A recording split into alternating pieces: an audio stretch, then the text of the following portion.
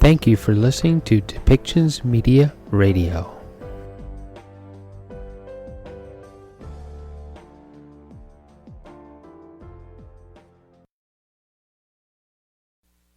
Tout le monde est ici.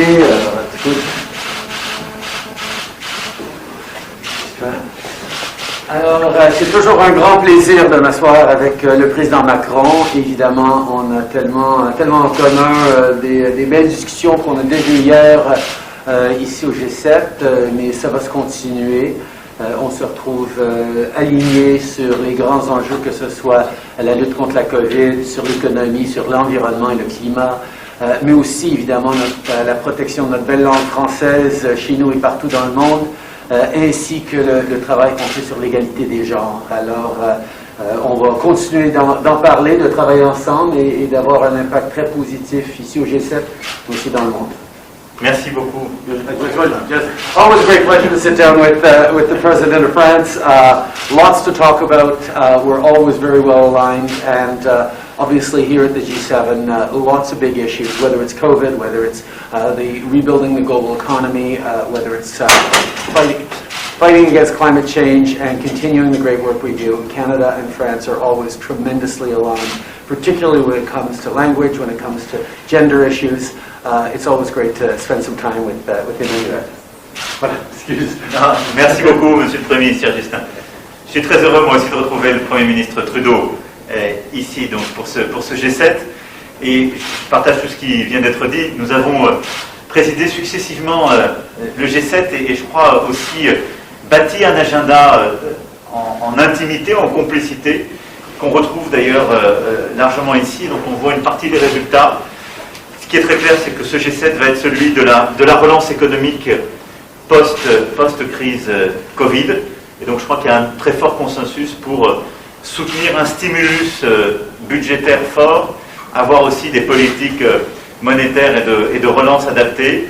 Ensuite, une analyse géopolitique qui est aussi très convergente. Et le Premier ministre Trudeau l'a dit, trois sujets qui nous tiennent à cœur, sur lesquels nous sommes profondément alignés et main dans la main.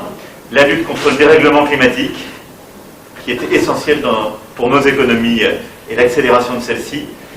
L'égalité femmes-hommes, l'égalité genre, qui est un agenda qui a été inscrit dans le G7 par la présidence canadienne, que nous avons ensuite repris, suivi, et on a vraiment maintenant un mécanisme de responsabilité. Et je remercie le Premier ministre Trudeau d'avoir parlé de la francophonie et de la langue française. Je pense que c'est exactement la vision que nous portons, c'est-à-dire défendre la langue française dans les institutions internationales, mais comme aussi la langue des échanges, du multilinguisme, de l'ouverture. En tout cas, c'est toujours un plaisir, Monsieur le Premier ministre Justin, de se retrouver, de pouvoir avancer avec une convergence de vues aussi forte. Merci. Merci beaucoup. Bonjour tout le monde. I want to begin by thanking Prime Minister Johnson for his warm welcome and congratulate him on a successful summit. The G7 represents not only many of Canada's strongest allies, but our closest friends. And as our world faces the task of rebuilding from this once-in-a-century crisis, I cannot think of a better moment to meet. In the last 3 days, I've had the chance to meet with all the leaders of the G7, which includes President Biden, with whom I talked about coordinating measures at our borders as both of our countries move ahead with mass vaccination. We also touched on global issues, bilateral issues such as jobs, climate change, and trade. I also sat down with Chancellor Merkel in her last G7 to discuss how we can continue to work together on shared priorities, whether that's beating COVID-19 or fighting climate change. J'ai également échangé avec tous les autres dirigeants et j'ai eu une audience virtuelle avec Sa Majesté la Reine avant notre rencontre en personne. Le sommet a été une occasion importante pour nous tous de resserrer nos liens en tant qu'amis et alliés. Ensemble, on a continué de travailler pour bâtir un avenir qui fonctionne pour tous nos citoyens, incluant bien sûr les femmes, les familles, la classe moyenne, les jeunes et les petites entreprises. Et pour arriver à cet avenir meilleur, il faut d'abord enrayer complètement la COVID-19. Au Canada, on a pu constater que les vaccins sûrs et efficaces sont le moyen de sortir de cette crise. La protection des Canadiens sera toujours ma priorité absolue et grâce au nombre de vaccins qu'on va recevoir cet été, notre pays est sur la bonne voie pour en finir avec ce virus. However, to truly beat COVID-19 anywhere, we have to beat it everywhere. That's something we've understood right from the start of this pandemic. That's why Canada has, to date, contributed $2.5 billion to help address this crisis globally. We are one of only 4 countries that has already paid our fair share to the ACT Accelerator, which supports global access to vaccines, tests, and treatments. But this pandemic isn't over yet. So through the G7, we're stepping up once again. Today, the G7 announced that our collective commitments will result in over 2 billion doses being shared with the rest of the world. Canada's portion is 100 million doses. To break that down, Canada's funding to the ACT Accelerator is helping 87 million doses be provided to developing countries. In addition, we're donating 13 million doses procured by Canada to other countries through COVAX.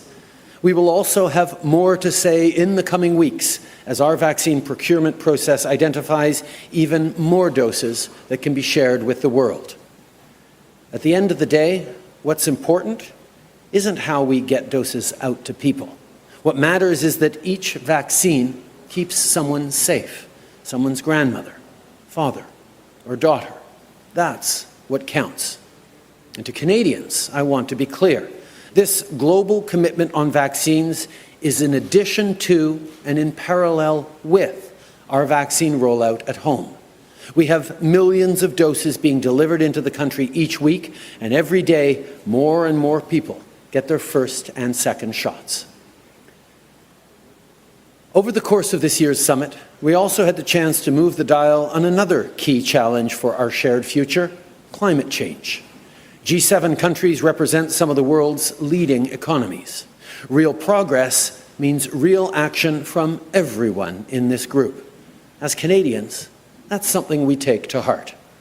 Le Canada s'est engagé à atteindre la carboneutralité d'ici 2050 et on dispose d'un plan solide pour y parvenir. On a notamment fixé un prix sur la pollution qui fait de notre pays un chef de file en la matière, en plus d'investir dans les emplois verts et de soutenir les travailleurs. Et cette semaine, on a fait un autre pas en avant. On a affirmé clairement que les nouveaux projets d'extraction du charbon thermique ne sont pas compatibles avec notre objectif de bâtir une économie canadienne forte et résiliente et garantir de l'air propre pour les générations à venir. Bien sûr, on sait que la pollution n'a pas de frontières. Le Canada ne peut pas lutter seul contre les changements climatiques. Alors, j'ai été encouragé de voir les dirigeants du G7 s'engager collectivement à réduire davantage la pollution et à mettre fin au financement direct par les gouvernements de l'énergie au charbon à l'étranger d'ici la fin 2021, 2 mesures que le Canada a déjà prises. Je salue également l'adoption du pacte du G7 pour la nature qui verra le G7 se joindre au Canada pour protéger 30% des terres et 30% des océans d'ici 2030, contribuant ainsi à freiner et à renverser la perte de biodiversité. Et pour aider les pays en voie de développement à pouvoir faire leur part pour le climat, le Canada va doubler jusqu'à 5,3 milliards de dollars sur 5 ans son financement climatique. For our part, Canada will continue to step up. Canada will double our climate finance commitment to $5.3 billion over the next 5 years, helping communities around the world fight and adapt to climate change. We're also making sure more of those funds tackle biodiversity loss and adaptation, and that more money stays in communities by expanding direct grants. Canada has consistently led on climate action, and we're doubling down on our commitment to clean air, middle-class jobs, and a sustainable future. As leaders of the G7, we not only have the responsibility to ensure our own citizens are safe and have good jobs and a bright future, we have the power to help make this a reality for people around the world. No matter where she lives, every girl should be able to pick up a backpack and go to school. Every woman should have the tools to lift herself and her community up. C'est le genre de monde auquel on doit aspirer. Et c'est pourquoi le Canada a investi 300 millions de dollars dans le Partenariat mondial pour l'éducation pour soutenir l'éducation des filles dans les pays en développement. On a entamé ce travail en 2018 quand le Canada a accueilli le sommet du G7 à Charlevoix et a placé l'égalité des sexes au cœur de tous nos efforts. Au sommet de cette année, on a encore une fois intensifié ces efforts. Face à de nombreux défis, notamment l'égalité des sexes, les changements climatiques et la pandémie, la collaboration est le seul moyen d'avancer. When we stand united through institutions like the G7, we send the message that the world's democracies will work together to meet the challenges we face and defend the values we hold dear. Together, we must continue to strengthen respect for international law and defend people who face persecution and suffering abroad.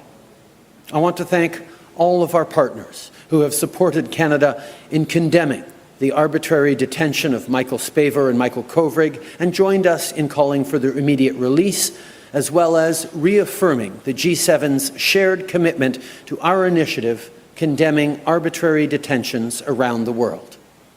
At this meeting, Canada led the way on a common approach to addressing the challenges posed by China. As partners, we must stand strong and united. And at this weekend's summit, we agreed to the action needed to do just that.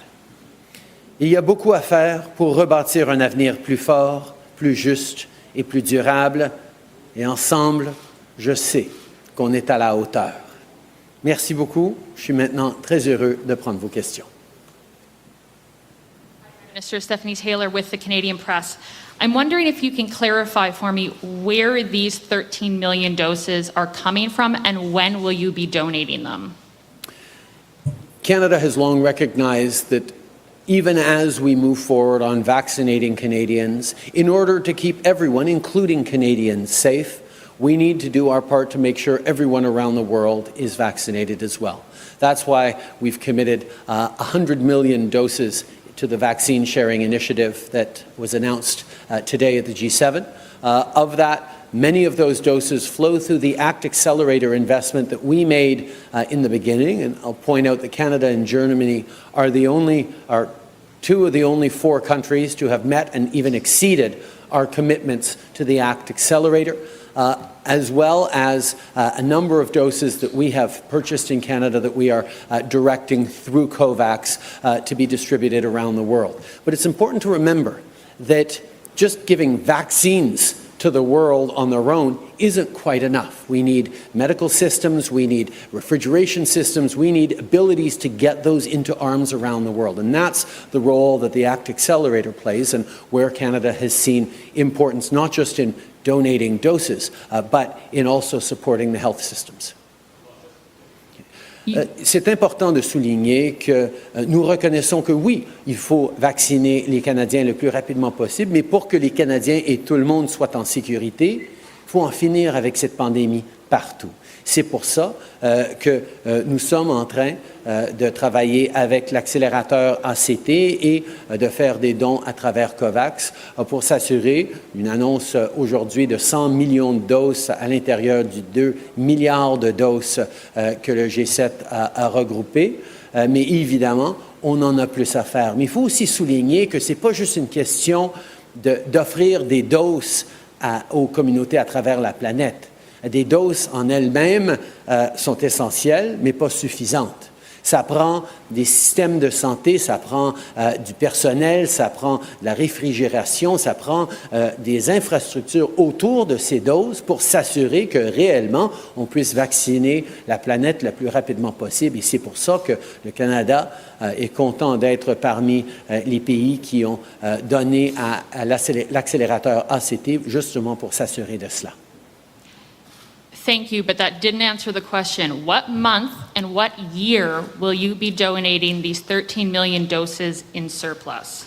A number of these doses are on their way as we speak. More will come in the coming months. And as I pointed out, there will be, because we know Canada was very successful in negotiating vaccine contracts, even more doses that were destined for Canada that we're going to be able to share around the world as we see Canadians getting vaccinated to higher and higher levels, and we simply do not need those doses.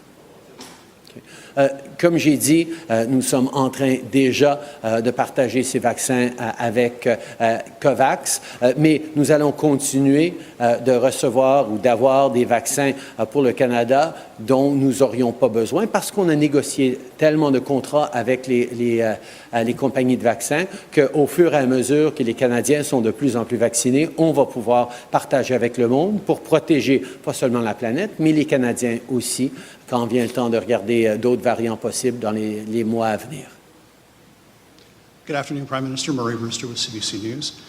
The World Health Organization said yesterday that it needs 100 million doses right now. It needs 11 billion doses by the time we get to next year at this time. Is not the G7 commitment and Canada's commitment falling short of that appeal?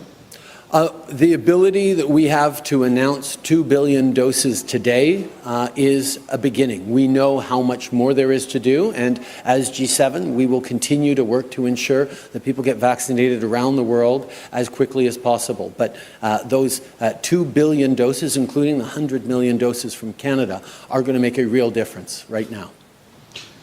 The United States, the UK, and Germany are all moving ahead with some form of improved pandemic early warning system. What precisely is Canada going to do to improve its early warning pandemic system? There are many things that Canada has been reviewing and working on, and we will continue to work to make sure that Canadians are protected from any future pandemic. We've certainly, all of us, learned lessons through this pandemic, and that was why the exciting presentation we had earlier today or yesterday on the 100-day plan to ensure that we can actually move quickly in any future pandemic right around the world in a coordinated, concerted way to respond to the very real threat that we now fully understand that pandemics pose to our economies, to our citizens, and to our world. Hi, Prime Minister. Abigail Beeman, Global News. On a domestic issue, the head of the Navy and the second in command of the military, who also oversees military police, went golfing with General Jonathan Vance last week. General Vance also under military police investigation. Should these two men keep their jobs? And what message does this send to victims of military misconduct? What confidence can they have that they'll get due process in their cases? Obviously, the two men in question need to answer those questions for themselves, but I know that the Minister of Defence is following up with the Acting Chief of Staff on this issue. Prime Minister, on China, you talk about action, specific action that will be taken. The communique was not specific on China. What can you tell us about action that Canada and that the G7 will take with China? Well, I think one of the things we've seen over the past many months and even years is all of us have responded in various ways to issues that have arisen regarding China.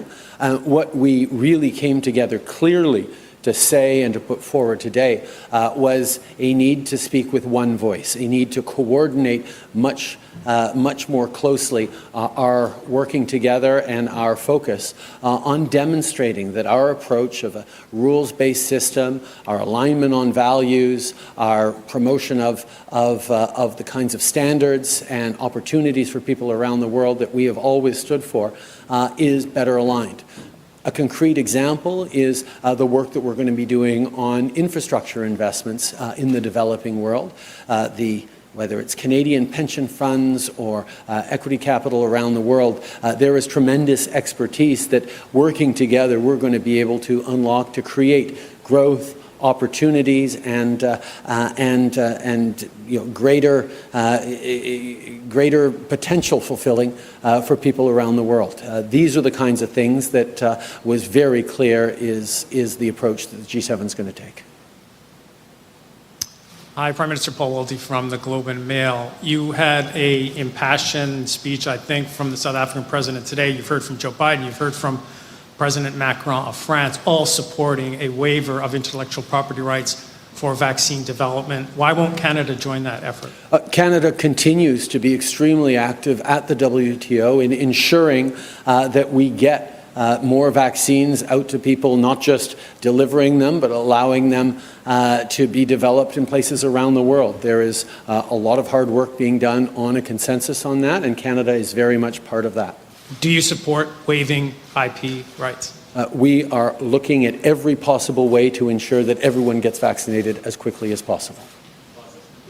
Nous allons toujours travailler avec nos collègues à l'Organisation mondiale du commerce pour s'assurer que justement on ait accès au plus grand nombre de vaccins à travers le monde. Nous continuons de travailler avec nos collègues là-dessus.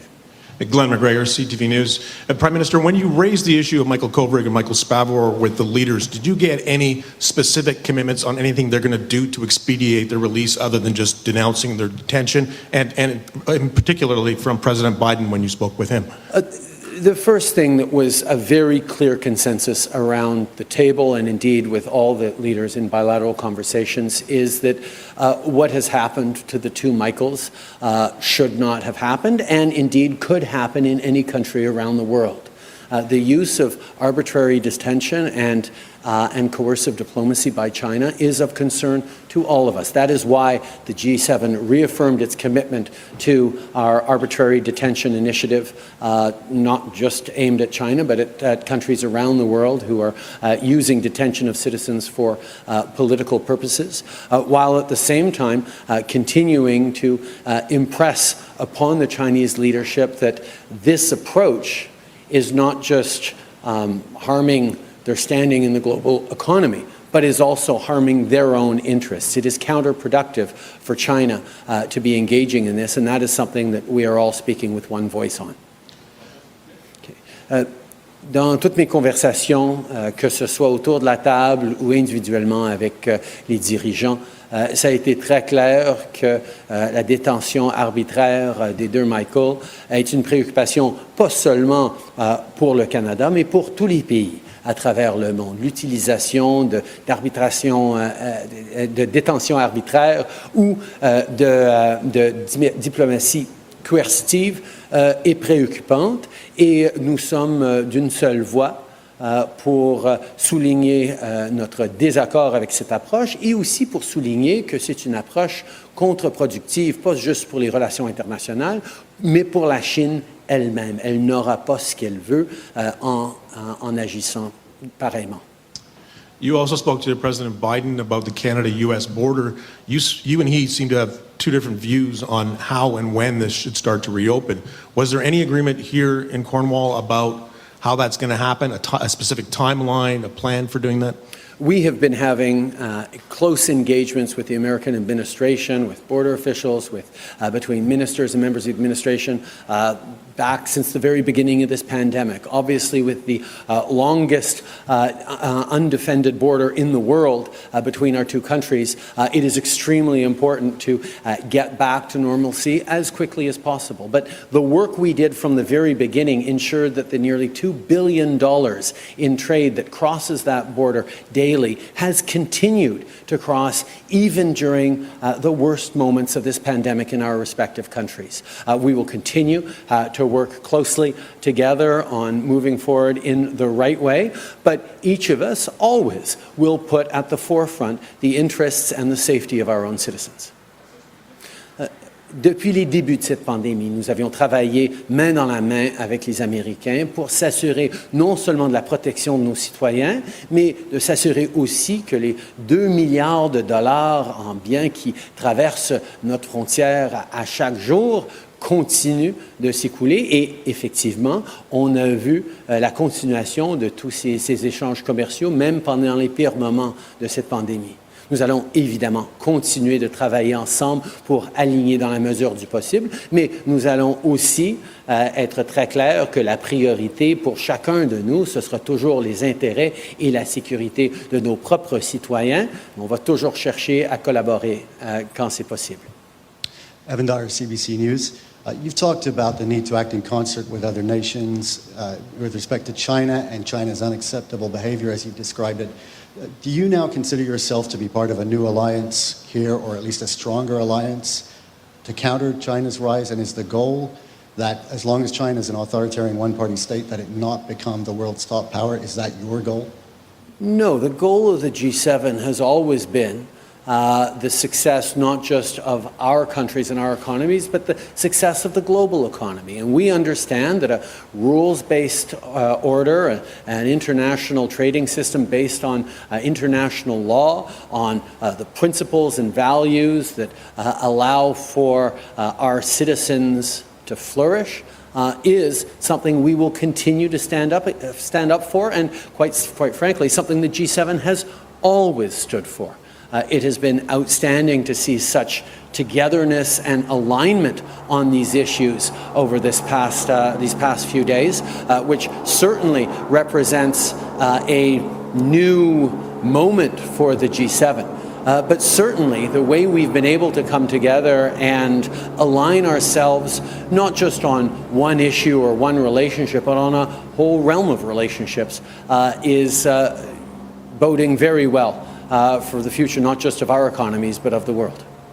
Just to see if I understood you correctly, so you wouldn't necessarily object to China becoming the dominant power in the world while it's still an authoritarian one-party state? I'm not going to decode layers of hypotheticals in there. I think it's important that we be promoting the rules-based system, the agreed-to international laws, and the opportunity for everyone around the world to fulfill their potential. And we've seen that the model that is highlighted here at the G7 has been incredibly effective in creating prosperity, in creating opportunity, in creating advancement for people around the world. And we will continue to demonstrate that as we work together, even closer than we ever have before, that resonates around the world. Hi, Prime Minister. This is Kate Bolingaro from Bloomberg. I have a question regarding the border and vaccine certificates and vaccine passports. This is something that G7 leaders were discussing, but there was nothing about this in the communique. So I was wondering if you could provide a little bit more information about a system that's going to be put in place so that people can get back to normal life while this pandemic is ending. I think the priority for all countries remains getting through this pandemic. And many countries like Canada continue to say that now is not the time to travel except for essential purposes. We need to ensure that people are getting vaccinated, getting their first dose, getting their second dose, and that is our priority. However, we know full well that once people get fully vaccinated, once restrictions are starting to ease in our country, we will have people wanting to travel around the world. And that is certainly something we're looking at to ensure that whatever documentations, whatever processes Canada puts in place, they're able to align with our friends, allies, and indeed partners around the world. And we will continue to work together on that. What would be your preferred system in that sort of a place? Because we know Biden has come out against vaccine passports. However, the EU already has that sort of a system in place. So Canada obviously is going to be looking at some sort of a dual system to be able to accommodate different views. I'm wondering, for you, what is the best approach in your opinion? The best approach will be one that respects people's privacy, that demonstrates an ability to travel to places all around the world in different systems, and that is reliable and easy, and make sure that it's treating everyone fairly. These are the kinds of principles that we're putting at the core of any discussions around international travel and vaccinations. quand on parle de vaccination et de déplacements internationaux, il faut comprendre qu'on n'est pas rendu là encore. C'est encore un moment seulement pour les déplacements essentiels, mais on s'en vient à un moment où les Canadiens vont être suffisamment vaccinés qu'on pourrait parler justement de déplacement à ce niveau-là.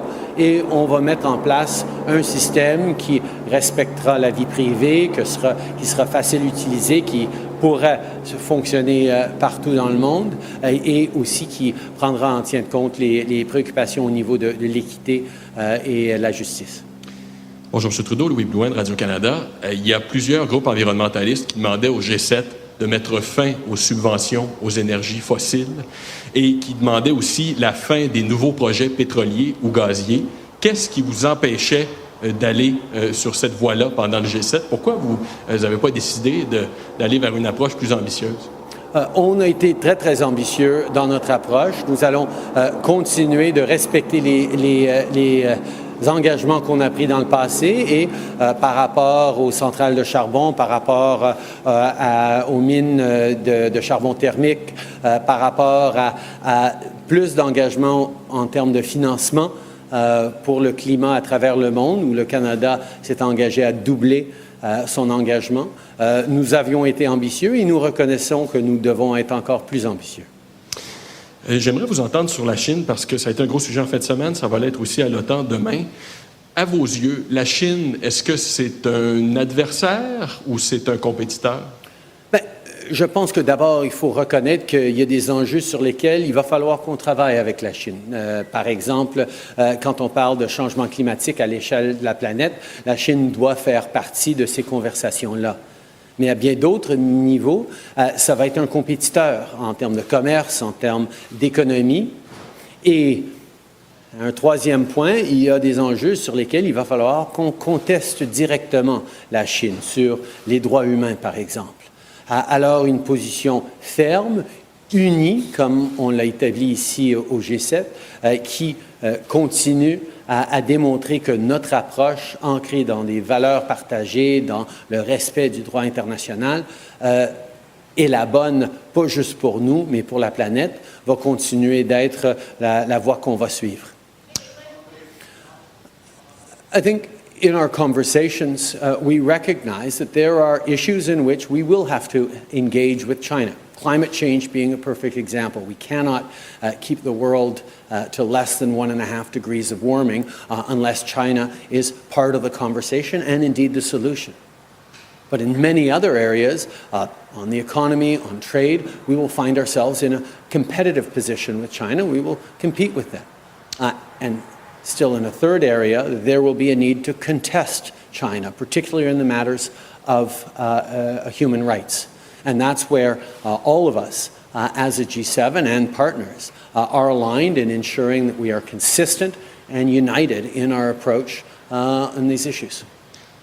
Prime Minister Steve Sedgwick from CNBC. You've been an interesting observer of the distraction that's been Brexit, the growing row over the Northern Ireland Protocol between the EU partners here and Great Britain and the host here, Boris Johnson, as well. You raised the issue, we understand, with the UK Prime Minister as well. A, how much of a distraction has it been to this meeting, to the coherence of this meeting as well? And B, do you see a roadmap out of this problem? First of all, it's not something that came up in our discussions around the table. I know there were probably some bilateral conversations. From my perspective, I reminded Boris that Canada was an integral part of the negotiation of the Good Friday agreements many decades ago, and we are committed to trying to see a path forward that works in the spirit and substance of those accords. And on a completely different issue, if I may, COP26 coming up as well. The oil sands, tar sands producers, they've got a plan for net zero by 2050. Is that good enough? A lot of it is based on technology, which is as of yet unproven on a mass scale and sequestration as well. Do you, sir, does Canada need to be more ambitious? Canada has put in place one of the strongest broad-based prices on pollution in the world. We know that putting a price on pollution is one of the strongest ways not just to move forward on fighting climate change, but to incentivize business to make investments that decarbonize the workings of our economy. We also, at the same time, know that transforming our energy mix is going to be extremely important. That's why the energy expertise by workers across this country are going to be put forward in initiatives like a recent agreement we signed on hydrogen, for example, on investing in critical minerals, which will be essential for zero-emission vehicles of the future. And when we talk about critical minerals, we know that China is right now a strong provider to the world of critical minerals, but Canada is a place where we have strong and stable supplies of that as well that could be of use in a reliable supply chain to the world. There are many, many conversations we have about strengthening our environment and creating good jobs in the future, and that involves being ambitious, as we have been, and setting not just ambitious targets for 2030, but showing a very clear plan on how we're going to reach those targets, as well as being deeply committed to net zero by 2050, which is something we're actually working very hard to pass in the House of Commons in Canada right now. Hopefully, we will see the necessary progressive parties come together to support that net zero legislation so Canada can continue to demonstrate real leadership on fighting climate change. Nick Robinson, BBC. Prime Minister, at a summit which was meant to demonstrate the value of democracies working together, how damaging is that war of words between the UK and the EU? And are you suggesting that Canada may have a role to play in solving it? First of all, around the table, what we saw was unprecedented alignment on all the big issues, whether it's fighting COVID and preventing future pandemics, whether it's fighting climate change and growing our economies at the same time, or standing up for the democratic values that we know have been so beneficial to billions of people around the world. These are the things on which we are absolutely aligned. Now, there will always be, bilateral issues and issues of concern that are meaningful that we work out and work through at summits like these. That's part of what these summits are all about. And as I said, Canada had a role to play in the signing of the Good Friday Accords decades ago, and are always willing to be helpful in any way that is relevant. Do you think Canada could play a direct role, though, when you talk about it being relevant? And if I may, the G7 in Cornwall risks being forgotten in the way that most G7 summits are forgotten. Beyond the beach and the barbecue and the royal banquet, what do you think the world ought to remember from this summit that will make a real difference? I can't help but think back to our G7 summit in Charlevoix that was made famous from a tweet from an airplane. But what actually resulted in that G7 in Charlevoix was a commitment that saw millions, if not actually billions of dollars flowing to girls' education around the world. Investments that have made a real and tangible difference in the lives of thousands upon thousands of women and girls in countries around the world. We move forward on an oceans charter to fight plastics in the oceans that have actually had real impacts. We move forward on many partnerships that, didn't make the headlines the next day, but has been part of a steady working effort by G7 members to have a positive impact on the world. And I don't know what you will all be writing about tomorrow, but I can tell you the work we got done here today, at a time where the G7 is more united than ever before, more focused on the responsibility we wield collectively as some of the world's leading economies, not just to our own citizens, but to citizens around the world, during a time of dueling crises of the pandemic and climate change. The impacts of this G7 will be felt long after the newspapers you write for will have been used to wrap fish. En français maintenant? Ah, bon, okay. Maybe I won't do the newspapers and fish thing. I might get in trouble for that, because we respect the freedom of the press and the independence and the work that you all do in a very important way. Écoutez, par rapport aux manchettes qui sortent d'une rencontre du G7, je ne peux que réfléchir au G7 qu'on a eu à Charlevoix il y a plusieurs années, où évidemment les manchettes parlaient d'un tweet paru de Air Force One. Mais la réalité, c'est que les conclusions de cette rencontre, les milliards de dollars, par exemple, qu'on a investis dans l'éducation pour les femmes et les filles, dans l'initiative pour protéger nos océans et éliminer les plastiques de nos océans, il y a du travail qui n'est pas fini, mais qui continue à ce jour, malgré les manchettes de ce qui s'écrit, le travail qui est fait entre amis et partenaires membres du G7 et nos pays respectifs et nos partenaires à travers le monde va continuer. Et je ne sais pas exactement quelles seront les manchettes de ce G7, mais vous pouvez savoir que le moment qu'on a vécu ensemble, alignés sur les plus grands enjeux, que ce soit la COVID, que ce soit les changements climatiques, que ce soit la responsabilité collective que nous avons pour l'économie mondiale, pas seulement pour nos citoyens, mais pour les citoyens d'un bout à l'autre de cette planète. Le travail qu'on a accompli ici, mais le travail qu'on a commencé et continué ici, va avoir un impact réel pour des années et des décennies à venir. Merci beaucoup tout le monde. Thank you for listening today, and thank you for supporting us with our sponsors. Please go to depictions.media for more information and click on our contact link and let us know how we can help bring your story and help bring us to a better world.